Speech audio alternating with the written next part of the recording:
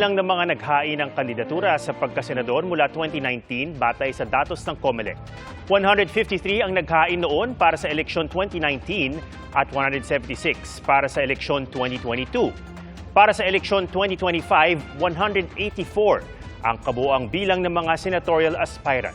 57 sa kanila humabol sa pag-file ng COC ngayong deadline, kabilang si Pastor Apollo Kibuloy. Saksi, si Sandra Aguinaldo.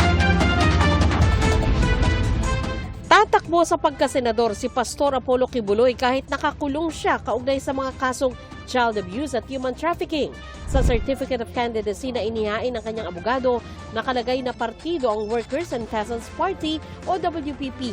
Paano siya magkakampaign? For Senator, We will campaign for him. under Bunyog, The people of the Philippines will campaign for him. Tulad ng ibang aspirant, tinanggap ang kanyang COC pero wala pang kasiguruhang mailalagay ang pangalan niya sa balota. Considering na nandito na yung COC, ma'am, magbe-beg off ako na hindi muna namin sagutin kasi kung sakali man, ang question po ay aakyat talaga sa COMELEC and the COMELEC has to decide about it. Pero ang WPP, itinangging aprobado nila ang pagtakbo ni Kibuloy sa ilalim ng kanilang partido. Ayon sa Pangulo ng grupo na si Attorney Sani Matula, wala raw sa 3 otorisadong pumirma sa kanilang grupo ang lumagda sa CONA o Certificate of Nomination and Acceptance ni Kibuloy. Ang CONA ay isa sa mga requirement na inihahain sa COMELEC kasabay ng Certificate of Candidacy. Sabi naman ng kampo ni Kibuloy, aprobado ng lehitimong kinatama ng WPP ang paghahain nito ng COC sa ilalim ng partido. Sabi naman ng COMELEC, may panahon para resolbahin ng komisyon ang ganitong issue.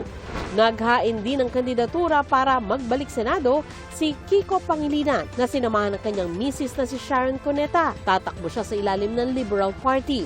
Tatakbo ring senador si Attorney Vic Rodriguez. Dati siyang campaign spokesperson at executive secretary ni Pangulong Bongbong Marcos.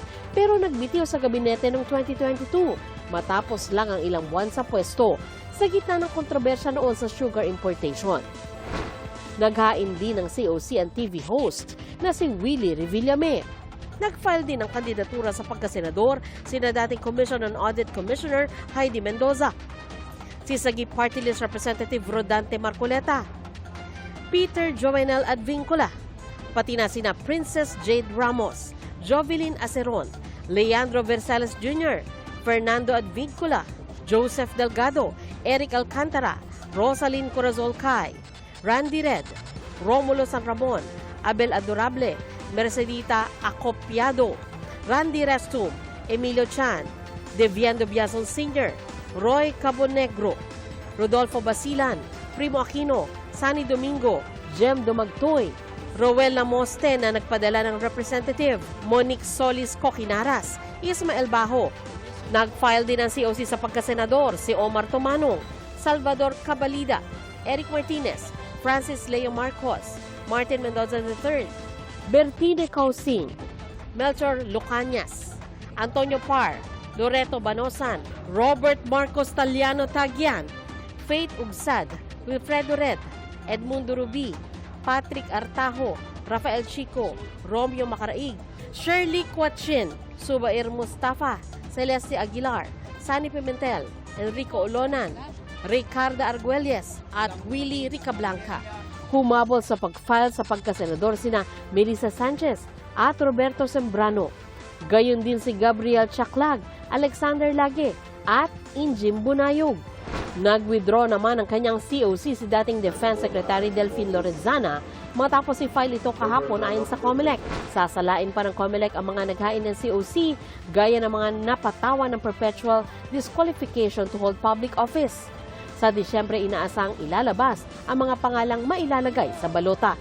53 party list naman ang naghain ng kanilang Certificate of Nomination at Certificate of Acceptance of Nomination ngayong araw.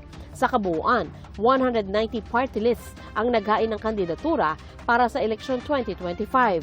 Ang bilang na ito, mas malaki kumpara sa mga party lists na naghain ng kandidatura para sa eleksyon noong 2019. Pero mas mababa kumpara sa 270 party lists na naghain para sa huling eleksyon noong 2022. Para sa GMA Integrated News, Sandra Aguinaldo ang inyong saksi. Mga kapuso, sama-sama tayong maging saksi.